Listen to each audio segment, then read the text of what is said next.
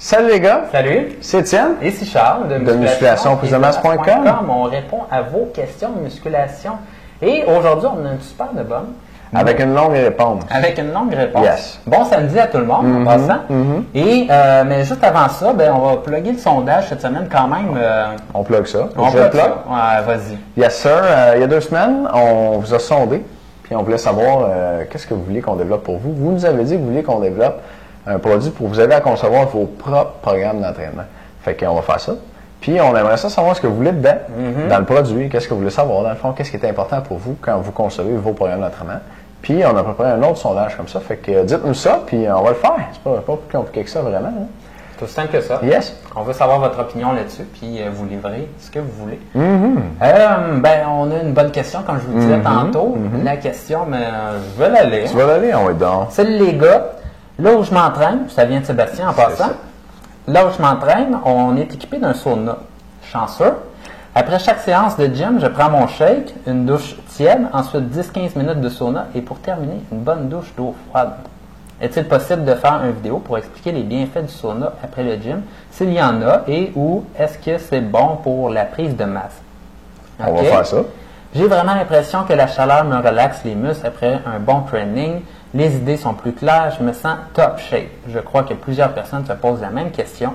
Continuez à faire vos capsules le matin, je les écoute juste avant d'aller m'entraîner et c'est motivant. Merci Sébastien. Merci à toi Sébastien. Merci de nous avoir posé ta question.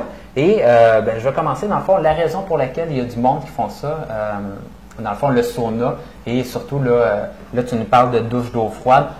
C'est très populaire aussi le bassin d'eau froide, là, ça s'appelle les bains nordiques finalement. C'est très populaire, surtout chez les sportifs et les sportifs de haut niveau quand même. Moi, je me souviens quand j'étais à l'université qu'il y avait une procédure, notamment avec les joueurs de football à l'Université de Montréal. Après leur entraînement, ils s'étaient fait donner comme une procédure, comme quoi que tu allais faire du chaud, du froid, du chaud, du froid, du chaud, du froid. Et c'était supposé d'aider pour la récupération. Donc, on va vous dire aujourd'hui si ça fonctionne. Et l'idée en arrière de ça, c'est que pendant que vous entraînez, votre chaleur corporelle augmente.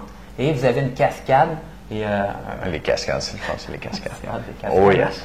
Donc, cascade de réaction dans votre corps. Et tout ça fait en sorte, dans le fond, que votre métabolisme est vraiment activé. Ce qu'on veut après l'entraînement, c'est récupérer le plus vite possible pour être prêt à faire une autre séance d'entraînement le plus vite possible. Donc, on veut que cette activation-là cesse le plus tôt possible.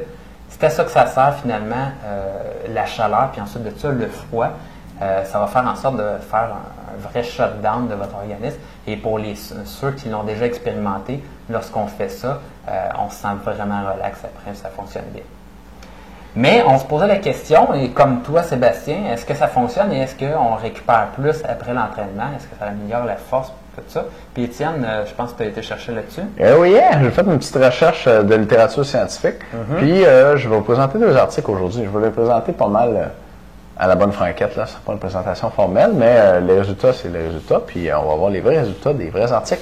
Fait que le premier article que j'ai pour vous, c'est une méta-analyse. Ouais. Une méta-analyse. Ça, c'est cool, les méta-analyses. Oui, ça, j'en lis au moins à mes enfants le soir. La méta-analyse, c'est super très. Puis très? Ouais, malade. OK. Malade. À faire des enfants forts. Ils vont être un petit peu trop analysés. Une méta-analyse, c'est un auteur qui écrit à tous les auteurs qui ont publié sur un sujet, puis qui leur demande leurs données, les résultats de leur étude, dans le fond, puis qui réanalyse l'affaire. Fait qu'il fait comme une méga méta-analyse. Il réanalyse le tout ensemble. Puis là, il arrive à une réponse définitive, statistique, à une certaine question. OK. Et puis la question à laquelle les auteurs de cette méta-analyse-là ont essayé de répondre, c'était est-ce que l'immersion en eau froide, donc un bain froid, est-ce que ça influence les courbatures, le dommage musculaire, la récupération pour la force et la récupération pour la puissance? OK. Et puis les résultats pour l'ensemble des études, et il y en a eu 22 qui ont été regroupés et réanalysés à l'intérieur de cette méta-analyse-là, c'est que un bain froid, une immersion dans l'eau froide, ça diminue les courbatures, ça diminue le dommage musculaire, donc il faut le voir à l'envers, c'est-à-dire que ça accélère la récupération, la régénération du muscle, si on veut. Ça n'améliore pas la récupération pour la force et ça améliore la récupération pour la puissance. Ça, c'est surprenant un peu parce que la force et la puissance, ça vient ensemble en général. Ouais, c'est clair. Mais ici, on a vu que dans l'ensemble, ça n'accélérait pas la récupération pour la force, mais que ça accélérait la récupération pour la puissance. Donc, ça marche, les bains froids en tout cas. Puis ici, ils se sont concentrés juste sur l'immersion dans l'eau froide. Fait que pour le sauna, Sébastien, on va y revenir tantôt, mais si tu fais juste un sauna, c'est probablement pas la meilleure chose pour toi. C'est censé, dans le fond, un peu, parce que lorsqu'on a une blessure, on a de l'inflammation, par exemple, on a mal à l'épaule, là, qu'est-ce qui est... Le thérapeute sportif va vous dire, ben, mets donc de la glace là-dessus, ça va enlever de l'inflammation. Mais lorsqu'un muscle, dans le fond, a été travaillé, les fibres musculaires ont été défaites, il y a une certaine inflammation dans le muscle et finalement, la tactique en arrière de ça, c'est ben, tu mets tout ton corps dans l'eau froide puis ça enlève un peu la réponse inflammatoire. Dans l'ensemble, tout à fait. C'est dans le fond l'hypothèse là, qui est jetée. Qui est jetée? Jetée. T'as-tu une couple d'hypothèses à nous jeter comme ça?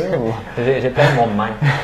All right. Puis là, vous demandez peut-être combien de temps. Hein, il faut que je me mette dans l'eau froide quand je fais ça. Puis j'ai tiré une des 22 études de celle-là. Je ne l'ai pas achetée, mais je l'ai tirée. Okay. Puis mais je vais acheter tantôt, par exemple. puis je vais la recycler, en fait. C'est du beau papier. C'est beau, ça. C'est beau, ça. Yes.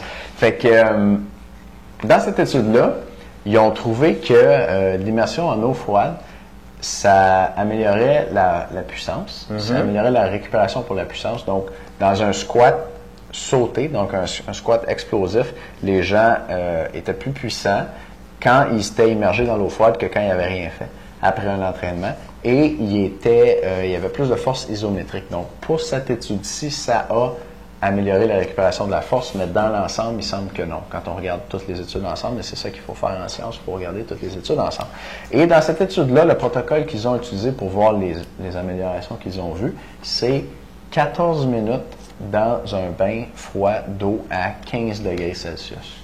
14 minutes à 15 degrés Celsius, si vous voulez prendre un bain froid, ça va accélérer votre récupération. Et accélérer la récupération, comme Charles disait, ça vous permet de vous entraîner plus fort, plus vite, ou ça vous permet de mieux récupérer, potentiellement de plus prendre de masse musculaire, plus gagner en force. Si on récupère mieux, le corps va s'adapter mieux, puis on va devenir en meilleure forme. Fait que ça y est pour les deux études qu'on voulait vous présenter. Peut-être revenir à la question de Sébastien, vas-y donc. Oui, absolument. Écoute, Sébastien, mais oui, ça fonctionne. Je pense que les réponses étaient pas mal là. Sauf maintenant, pas pour le sauna, par exemple. Sébastien, il a l'air de faire un sauna de 10-15 minutes, puis il finit avec une douche froide. Ta douche froide, elle dure peut-être pas longtemps.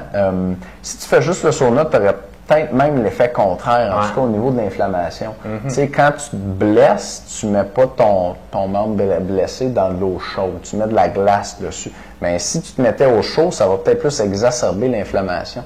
Puis ça serait pas une bonne chose. Mais si tu fais le bain d'eau froide ou la douche d'eau froide après, c'est une bonne stratégie. Parce que de un, tu veux te réchauffer en masse pour pas que ça soit trop froid quand tu rentres dans le bain d'eau froide. Là, parce que lorsque ta température corporelle est neutre, c'est sûr que c'est vraiment froid un bain d'eau froide.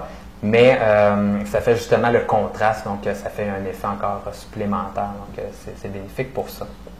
Habituellement, là, on parlait d'un 14 minutes.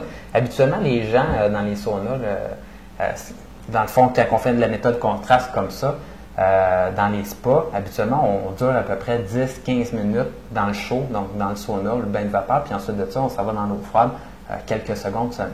Une chose qui est importante à retenir, c'est que c'est important de rentrer sa tête en dessous de l'eau. Donc, autant si c'est la douche ou si c'est un bassin d'eau froide, vous allez avoir une réponse beaucoup plus aiguë si vous rentrez votre tête en dessous de l'eau. Et ça vient d'un mécanisme, dans le fond, ancestral chez l'humain, qui fait en sorte que lorsqu'on plonge la tête en dessous de l'eau, il y a comme des récepteurs tout de suite qui disent à votre corps, OK, pression sanguine, elle doit descendre très rapidement parce que là, on se dit, peut-être que je suis en train de me noyer ou peut-être que finalement, là, comment on appelle ça, l'hypothermie, finalement, dans l'eau froide. Donc, il faut absolument que je rassemble tout mon sang au centre du corps, puis il ne faut pas que je perde trop de chaleur. Donc, ça fait vraiment un shutdown de votre organisme.